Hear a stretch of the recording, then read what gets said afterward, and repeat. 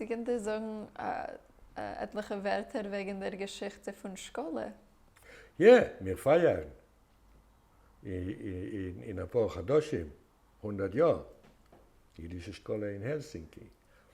Die jüdische Schule ist das heißt jüdische Schule, aber sie gewinnt von Anfang an eine hebräische Schule. Es gewinnt der erste Lehrer in Hebräisch. In der jüdischen Schule es gewinnt als Sefer Stam. Der Tate. Der Unterrichtsloschen ist keinmal nicht gewinnt Jiddisch. Es gewinnt Schwedisch und Hebräisch und ich meine, seit der 30er Jahren finde ich schon Hebräisch. Die jüdische Schule ist was nennt sich Primary School bei euch in Amerika und ist eine Grundschule, sagen wir. Und das sind 9 Jahre.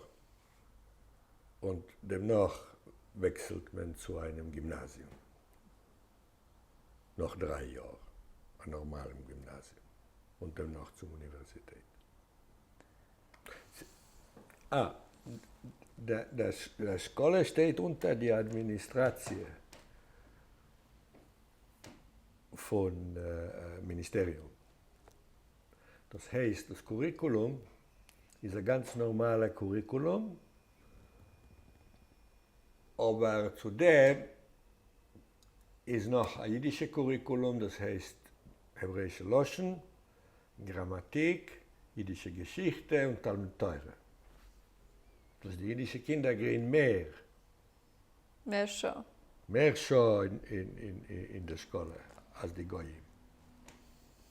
Aber sehen das, wir sind doch gewollt, ein bisschen mehr zu studieren.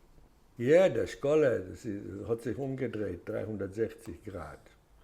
Als die Schule ist gegründet geworden, haben die Eltern gehabt, ein bisschen mehr die Kinder in die Schule zu schicken, weil sie haben gehabt, sie emanzipieren sich zu schnell. Und heute sagen einige, die Schule ist zu jüdisch. Das ist interessant, wie die Welt sich verändert. Aber es ist noch, ich meine, in damaligen Zeiten kann man sagen, 90% von den Kindern, die kennengehen in die jüdische Schule, sind gewähnt in der jüdischen Schule. Heute meine ich, 50%.